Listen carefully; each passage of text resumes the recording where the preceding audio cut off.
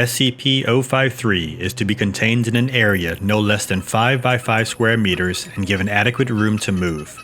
Toys, books, games, and other recreational devices are to be amply provided and rotated every 3 months. Proper bedding, bathroom, and medical facilities are to be maintained at all times. Food should be provided 3 times daily, and 2 snacks are allowed if requested.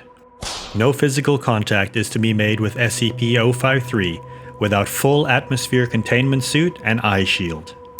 No eye contact is to be made with SCP-053 for any reason.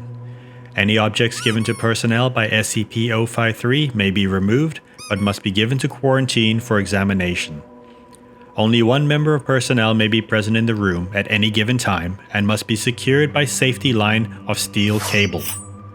All personnel must be removed from SCP-053's containment chamber within 10 minutes of entering.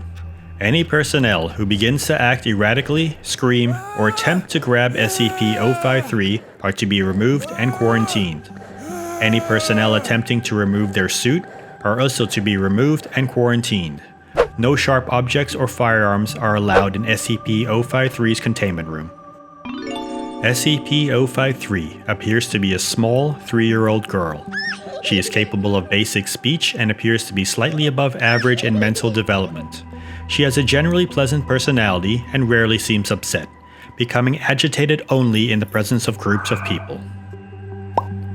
Any and all humans over the age of 3 who make eye contact with, physically touch, or remain around SCP-053 for longer than 10 minutes will rapidly become irrational, paranoid, and homicidal. Most, if not all, of these feelings will be directed at SCP-053.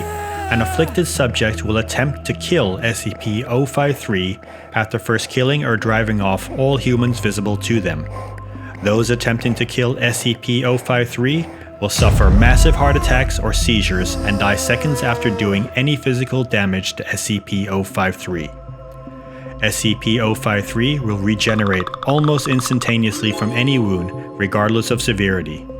SCP-053 appears wholly ignorant of these effects and ignores any and all subjects affected.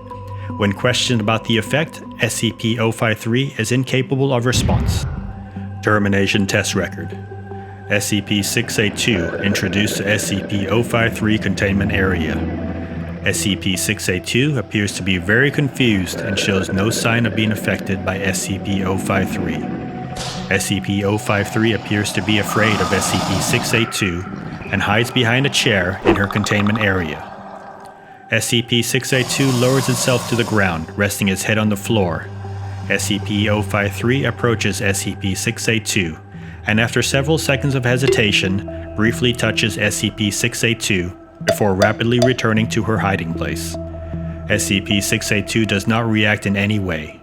SCP-053 approaches SCP-682 and pats its head, causing it to exhale through its forward nostrils.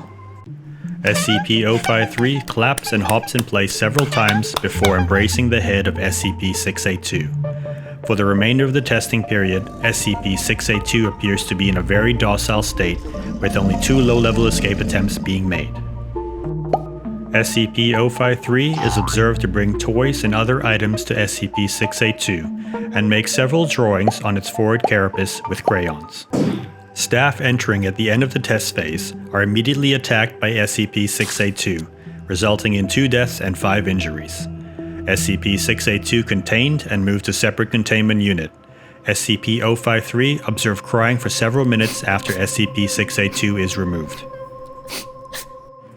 Notes: the reaction of SCP-682 is notable for several reasons. First, it is one of the few incidents where SCP-682 has come in contact with biological tissue and not entered a rage state.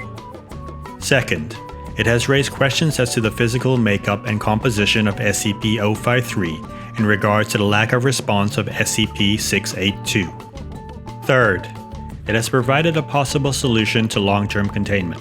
However, approval for the mutual containment of 2 highly dangerous SCP items in a single containment unit is not likely.